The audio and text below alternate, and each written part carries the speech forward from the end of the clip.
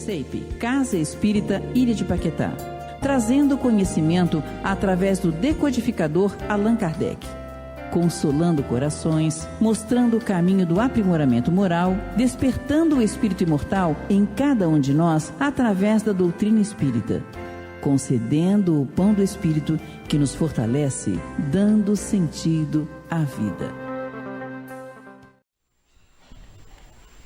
Boa noite a todos. Boa noite a todos, melhorou, né?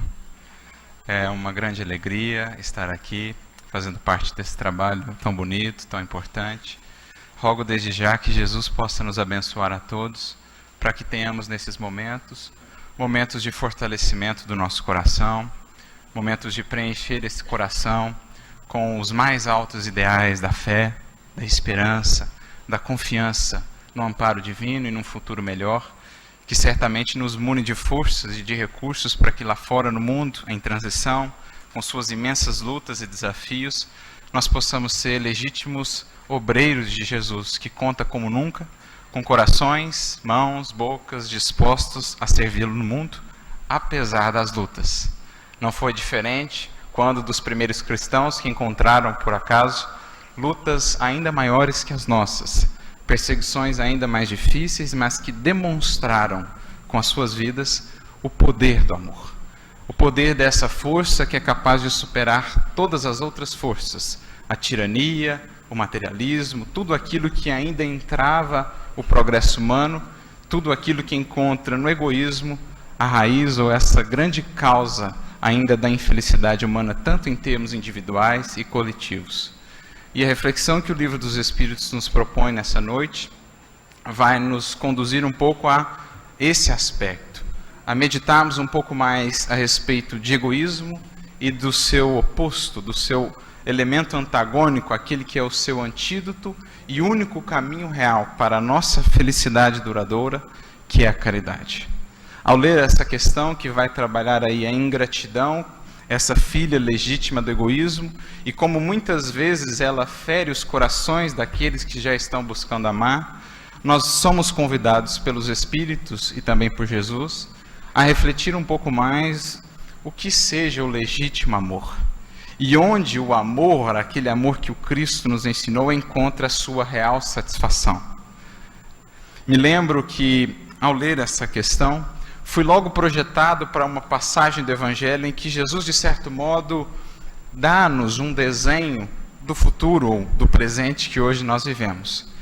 Com seu olhar de um espírito puro, aquele que já devassava os séculos, que devassava o futuro, entrevendo todo o progresso da humanidade, entrevendo já aquela nova humanidade que ele veio inaugurar a partir da sua missão, Jesus nos dá a entender também que isso não se daria sem dores, sem isso. Ele vai comparar no seu belíssimo sermão profético, no capítulo 24 de Mateus, ele vai comparar a esse processo à gestação de uma nova humanidade. E como toda gestação, marcada pelas dores do parto, pelas dores da concepção. Se já é assim, quando falamos de um indivíduo, que dirá de um novo modelo de sociedade.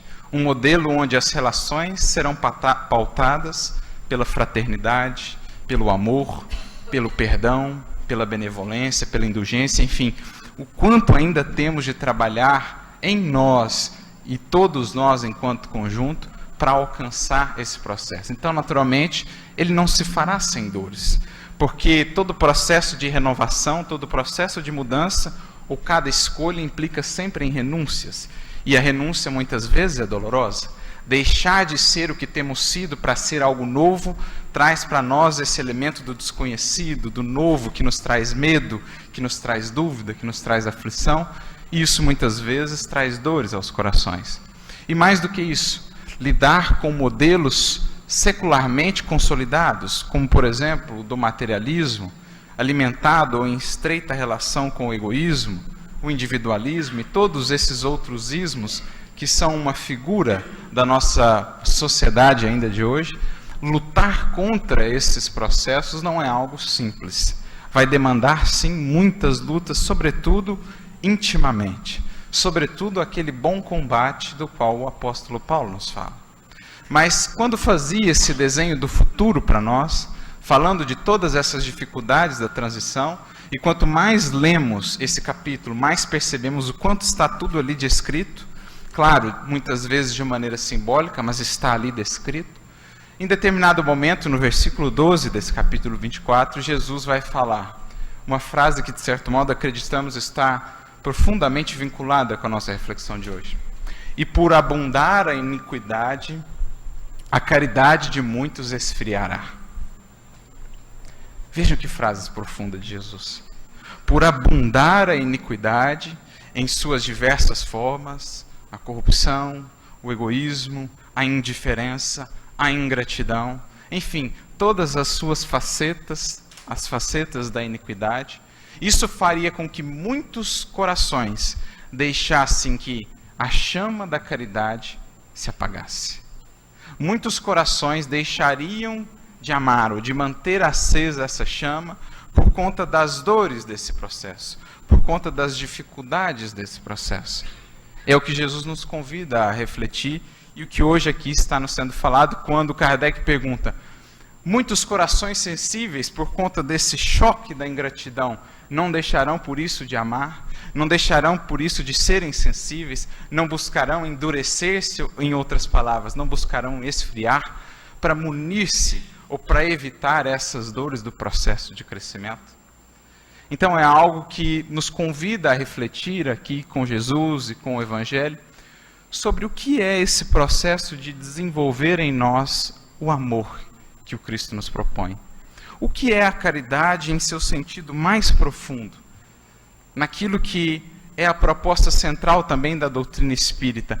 Como a caridade lida com a ingratidão?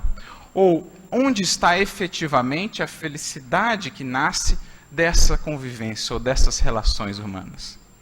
A gente vai percebendo que muitas das vezes essas dores surgem, na verdade, pelo número, ou estão diretamente relacionadas ainda ao número de exigências, ao número de expectativas associadas ainda ao exercício do amor. Porque o amor é uma força que já nasce na criatura, em germe, mas que precisa ser, ao longo dos séculos, ao longo dos milênios, trabalhada, quintessenciada, purificada. E por isso Jesus veio até nós, mostrando-nos o mais alto grau, o mais alto quilate do amor. Mas na condição em que ainda estamos, o nosso amor está ainda muito associado ao querer, aos desejos, às paixões e, como consequência disso, às expectativas, às exigências para amar. Amo se e somente se o outro me corresponder, se e somente se o outro me atender, se e somente se o outro fizer o que eu espero dele. E assim a gente vai criando uma série de barreiras para exercitar essa que é a força maior, a força divina em essência, ao qual todos estamos destinados um dia a, vamos dizer, sublimar e a expressar para o mundo.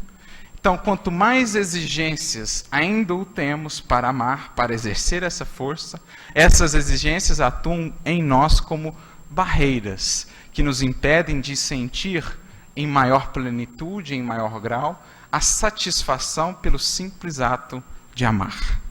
E a proposta do Evangelho e a ingratidão nesse novo foco vai ser um recurso de aprendizado, vai ser, na verdade, um recurso de aperfeiçoar esse amor.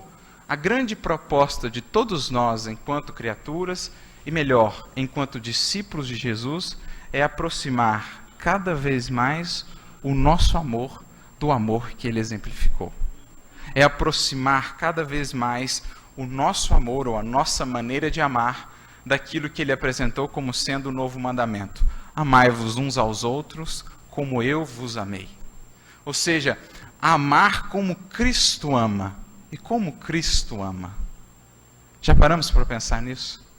Imaginemos se Jesus, para nos amar, impusesse quaisquer exigências. Imaginemos se Jesus, para nos amar, fosse esperar o retorno do nosso reconhecimento, da nossa gratidão. O que teria sido de nós? No entanto, desde há 4 bilhões de anos, ele já manifestava esse seu amor por nós.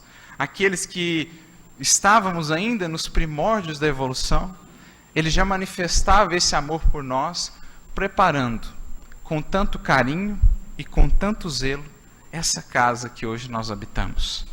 Com tanta beleza, com tantas possibilidades, mesmo no mundo ainda tão distante da condição dos mundos evoluídos, Jesus imprimiu o seu amor na natureza, em todas essas belezas com as quais diariamente somos presenteados pela vida. Isso é ou não é uma prova desse amor que desde já nos amava, antes que tivéssemos consciência dele ou mesmo de nós. Um amor que simplesmente amava. Então a gente vai percebendo que temos um ideal. E somente em busca desse ideal, nos esforçando para alcançar esse ideal, que é o amor como Cristo ama, estaremos realmente cumprindo aquele que é o nosso destino. E só alcançando o ideal, que é amar como Cristo ama, nós poderemos realmente experienciar toda a plenitude, felicidade que é possível à criatura. Quando ela encontra não mais naquilo que recebe de troca a sua satisfação, mas quando ela passa a focar-se no próprio ato de dar, como a fonte da sua felicidade, como o elemento maior que alimenta e a sustenta. E por várias vezes Jesus vem nos ensinar isso. Por várias vezes Jesus nos demonstrou isso. Ou nos convidou a fazê-lo, a abdicar cada vez mais das condições para amar, porque quanto mais condições, maiores as possibilidades de decepção, maiores as dores para o coração. Na medida em que percebemos que podemos e até devemos abdicar dessas condições, mais o amor encontra um caminho livre através do nosso coração. Mais esse amor que verte de Deus pode passar através de nós em direção ao próximo. Como diria um grande espiritualista oriental, Rumi, o nosso objetivo não é, em suma, buscar o amor, mas sim encontrar todas as barreiras que criamos dentro de nós para ele. Encontrar todos os obstáculos que colocamos dentro de nós ainda para que essa força divina, que verte de Deus e alimenta toda a criação, possa fluir através de nós e seguir o seu caminho, alcançando os outros corações, gerando a felicidade, primeiro daquele que doa e também um dia daquele que recebeu e muitas vezes não soube agradecê-lo. Então, esse é o fundamento principal. O ideal é o amai-vos como eu vos amei. Nós aqui estamos, e o grande exercício de evolução da criatura humana, do qual o Evangelho é a bússola, o norteador, ou o impulsionador, é fazer essa trajetória em busca desse amor que renuncia. Desse amor que aprende a encontrar a alegria naquilo que faz e não naquilo que recebe.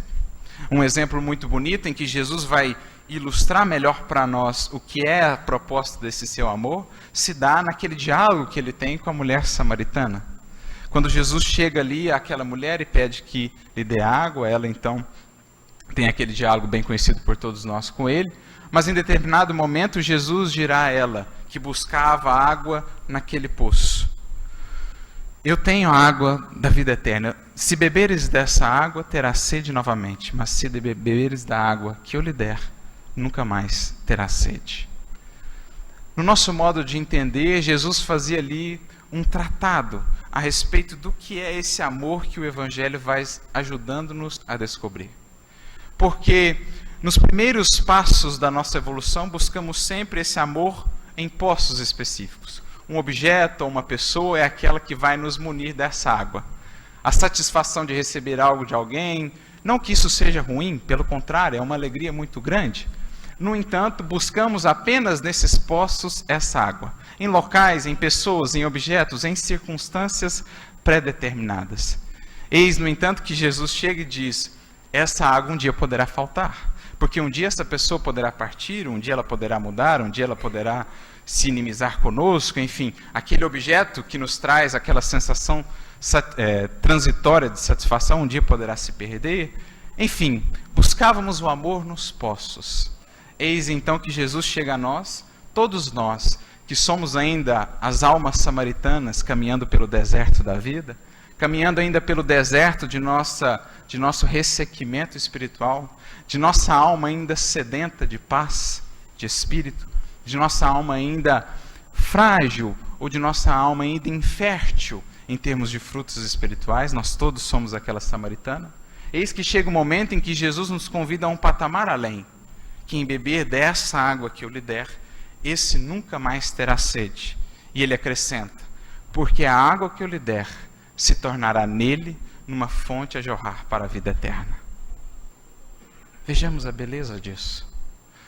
A experiência que temos com o Evangelho vai aos poucos nos mostrando que a fonte que de fato nos sacia, ou a água, melhor dizendo, que de fato nos sacia, não é a água de um poço externo que vamos procurar fora de nós, é na verdade a água ou a fonte que encontramos em nós e que passa daí por diante a jorrar para todo sempre.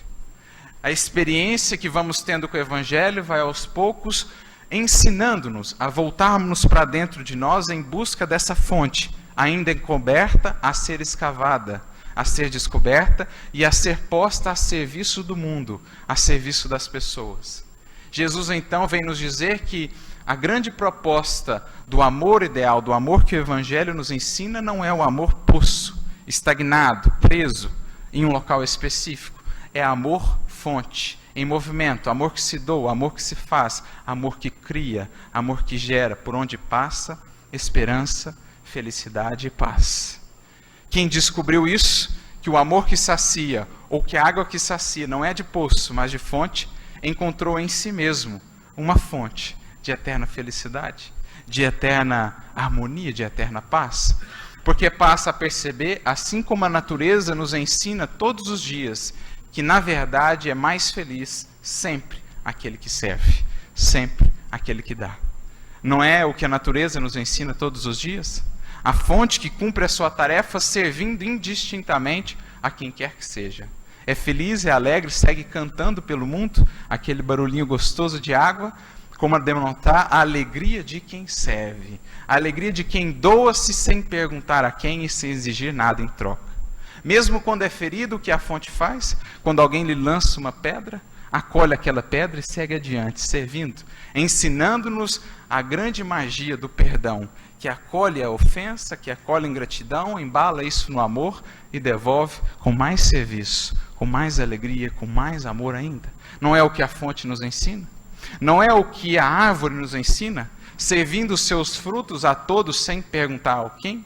Se a pessoa é boa, se a pessoa é ruim, o que ela fez no passado, ela simplesmente doa os seus frutos à vida. E mesmo quando é podada, responde como? Dando ainda mais frutos, tornando-se ainda mais bela. É esse amor que sempre se aperfeiçoa.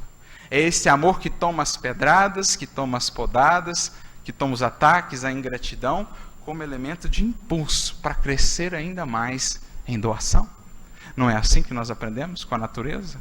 Com os pássaros? Não é assim que aprendemos com o sol?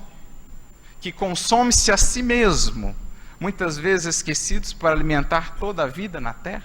Aliás, essa é uma das características do legítimo amor. Dá de si mesmo, e quanto mais dá de si mesmo, mais recebe para seguir doando. Dá de si mesmo, e nesse dar-se de si mesmo, gera luz.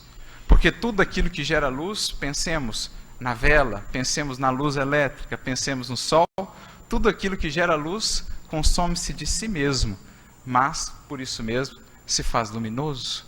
E assim é o indivíduo. Assim deveríamos ser nós, os seguidores de Jesus, cristãos legítimos. A capacidade de sacrificar-se, apesar das incompreensões, é o que realmente gera luz. A capacidade de seguir fazendo, mesmo apesar das feridas, é o que de fato nos ilumina. Por isso dirá Emmanuel: cristão sem espírito de sacrifício é lâmpada morta na seara do Evangelho. Cristão que ainda não entendeu que a grande dinâmica da vida é aprender a tornar cada ofício sagrado, sacrifício, cada ofício algo sagrado pelo amor que nele colocamos, cada gesto, cada ato, esse ainda não entendeu a dinâmica da vida com Cristo.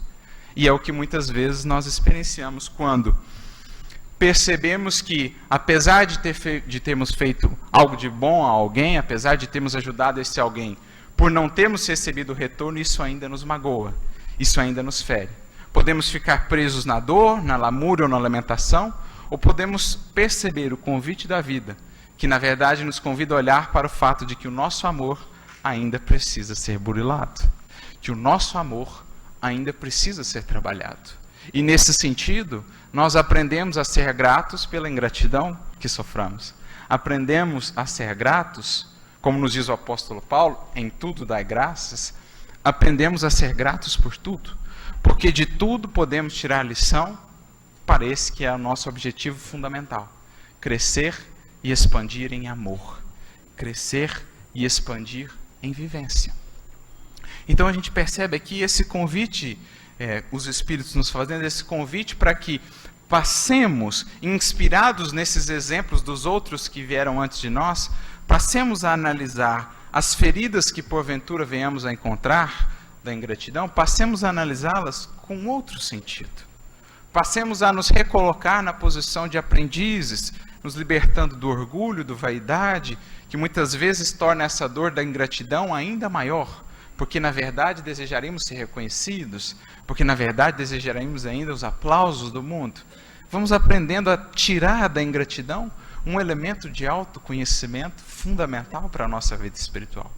Porque sem trabalharmos esses elementos que remontam todos ao egoísmo, não seremos efetivamente felizes. Sem nos libertarmos do orgulho, sem nos libertarmos da vaidade, sem nos libertarmos desse individualismo, não poderemos ser realmente felizes. E a ingratidão é instrumento, elemento de lição para o burilamento do nosso amor. É o que também Jesus vai ensinar a Simão Pedro, num dos capítulos mais bonitos do livro Boa Nova, o capítulo 12, intitulado Amor e Renúncia. Quando Jesus vai falar a respeito desse amor, que é o amor proposto pelo Evangelho, esse amor renúncia, esse amor de sacrifício. Em determinado ponto, o Simão Pedro vai perguntar a Jesus: mas e o que fazer perante os amigos que são ingratos, perante aqueles que não reconhecem os nossos esforços? E então Jesus responde a Simão Pedro: Simão, o amor verdadeiro nunca espera recompensas.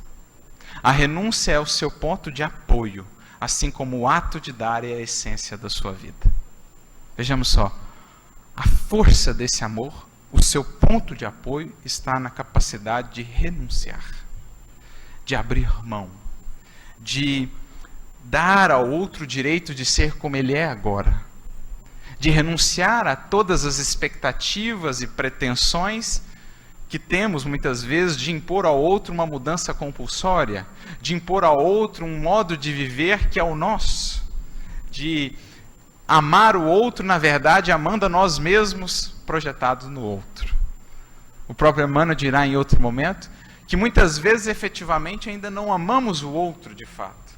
Amamos a nós mesmos no outro. Porque quando esse outro começa a tomar atitudes, posturas diferentes das nossas, logo a nossa afeição diminui. Ou seja, não o amávamos na verdade. Amávamos o nosso reflexo que víamos nele.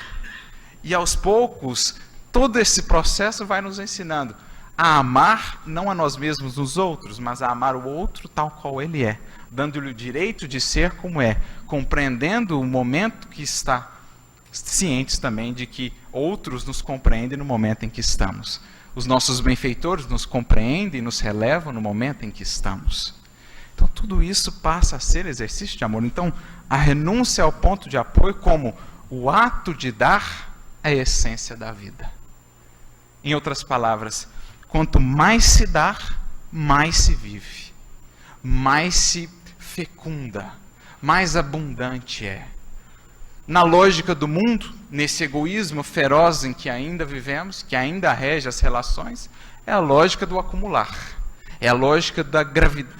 Tudo gravita em torno de mim e dos meus interesses. É a criatura que acha que pode aprisionar ainda o amor, que ainda pode aprisionar aquilo que lhe faz feliz. E tentando aprisionar e segurar esses seus poços de felicidade, vai aos poucos perdendo um a um, como convite da vida a perceber que a felicidade nasce de nós e não de nada que está fora de nós. Mas enfim, vamos percebendo que na matemática divina a lógica é inversa. Mais recebe ou mais tem quem mais dá de si mesmo. Como São Francisco na sua oração, naquela prece tão bonita, tão claro nos deixou. É perdoando que eu mais recebo o perdão. É compreendendo que sou mais pelos outros compreendido. É quanto mais eu semeio a simpatia, como na mensagem, mais a simpatia vem em meu auxílio. Quanto mais ainda, apesar das circunstâncias as mais difíceis, sempre temos pelo que agradecer. E não é possível ser realmente feliz longe da gratidão. Como foi dito aqui no texto lido, nas questões lidas, a ingratidão é filha dileta do egoísmo. E a felicidade real está bem distante do egoísmo, do egoísta, daquele que ainda não aprendeu a usufruir dessa alegria da convivência, essa alegria do auxílio. Dessa alegria, o egoísta está privado. E, no entanto, nós temos ela em nossas mãos. Não precisamos de recursos materiais para fazê-lo, não precisamos de nada a não ser a boa vontade, o desejo de servir. Essa alegria está em nossas mãos, no sorriso que podemos dar a outro, e ver aquele sorriso em resposta, demonstrando que aquela semente foi plantada. Essa alegria está em nossas mãos quando podemos ser gentis com alguém, quando podemos perdoar ou compreender alguém. Essa alegria está sempre ao nosso alcance, mas muitas vezes é negligenciada, em detrimento daquilo que o mundo diz ser alegria. Viagens, posses, fortuna, tudo isso são recursos para o serviço no bem, mas não são em si mesmo o objetivo central da vida. O objetivo, ou aquela felicidade que se constrói em bases inamovíveis, é a felicidade do coração, é a felicidade de quem serve. Então, o convite da espiritualidade é aqui, sobretudo nesses momentos em que vivemos, meus amigos, de tamanhas lutas, em especial em nossa nação, quando muitos de nós, apesar das informações, de todo o conhecimento da vida espiritual que nós temos, dessa ciência que nós temos de que Jesus segue velando, cuidando de nossa nação, do mundo como um todo e de cada um de nós, muitos corações têm deixado essa chama apagar. Muitos corações têm desacreditado do poder do amor. Muitos corações têm, a pretexto de se protegerem das dores, têm evitado abrir-se para o serviço e para o amor. Não acreditemos nessa, como dizem os Espíritos, que é a felicidade do egoísta. Não poderá existir felicidade real na solidão, no insulamento, no afastamento. A felicidade real só cresce, só se desenvolve onde existe 2 ou mais corações. Porque onde existem 2 ou mais corações, há espaço para a caridade. E onde há espaço para a caridade, há também para a felicidade. Estamos ainda muito distantes da felicidade dos espíritos puros, daquela felicidade sem mesclas. Estamos ainda distantes, mas já temos uma felicidade que nos é possível na condição, no patamar espiritual em que estamos. E essa felicidade está em nossas mãos. E mais do que isso, essa felicidade é o nosso dever. Porque os espíritos nos dirão que a felicidade real, a felicidade duradoura, é consciência tranquila, paz de espírito. E nós aprendemos também com os espíritos que consciência tranquila e paz de espírito é dever bem cumprido. Então, se a felicidade é a paz de consciência é dever cumprido, a felicidade é também dever de cada um de nós. O dever de cada um de nós de sermos, onde quer que fomos plantados pelo Senhor, sermos ali elementos de renovação daquele contexto. De sermos ali aquele fermento que leveda toda a massa. De sermos ali aquele sal da terra que dá sabor à vida, que demonstra o quanto uma vida vivida no bem, vivida no amor, é uma vida que vale a pena ser vivida. É uma vida que contagia, é uma vida que leva, é uma vida que desperta, muitas vezes sem palavras, pela simples presença. A criatura que ama irradia. Irradia e contagia e convida os outros a despertarem também. Jesus já nos dizia, somos convidados a ser o sal da terra, mas se o sal se tornar insípido, para que mais serve senão para ser pisado pelos homens? Se com esse conhecimento todo não temos sido, onde fomos colocados, esse elemento de renovação, esse elemento que preserva da corrupção, de que adianta tudo que recebemos em mãos? Então o grande convite do Evangelho para nós é amarmos apesar de. Amarmos sem eleger condições, sem estabelecê-las. Passar no exercício diário desse amor passarmos a valorizar o amor em si, passarmos a nos alimentar desse amor que sai de nós. Como certa feita ocorreu a Chico Xavier, uma senhora o visitava e reclamava de todas as dificuldades do trabalho, de como as pessoas eram ingratas, de como eram incompreensivas. E o Chico ouviu tudo aquilo com extrema paciência e bondade, mas ao final pegou nas mãos dela e disse: minha filha, você precisa aprender a se nutrir do amor que você dá. Acho que o grande segredo é esse. Nós precisamos aprender a nos nutrirmos do amor que a gente dá. Porque quando assim o fizermos, nunca mais faltará a água que sacia, nem o pão que alimenta. Porque teremos acessado os celeiros infinitos da criação. Teremos acessado a fonte inesgotável que Deus colocou em cada um de nós, da qual Ele mesmo é o fornecedor, da qual Ele mesmo é o mantenedor. Essa é a grande proposta para o mundo atual. Mas lembremos-nos que essa chama, como toda luz, só se mantém às custas, muitas vezes, do sacrifício pessoal.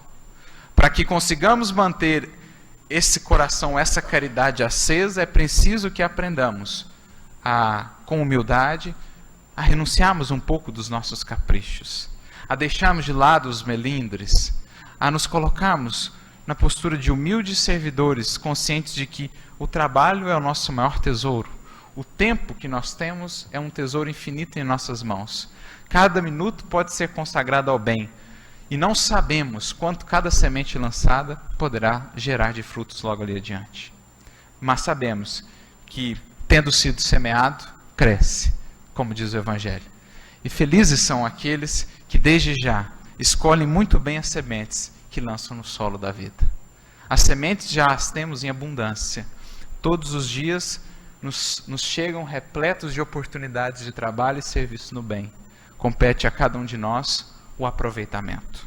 Porque se Deus ajuda a todos os seus filhos indistintamente, o aproveitamento compete a cada um de nós.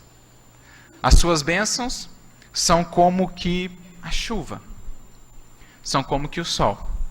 Estão acessíveis e disponíveis a todos, mas é cada um de nós que escolhe abrir a janela ou fechar a janela da alma para que a luz do sol possa adentrar.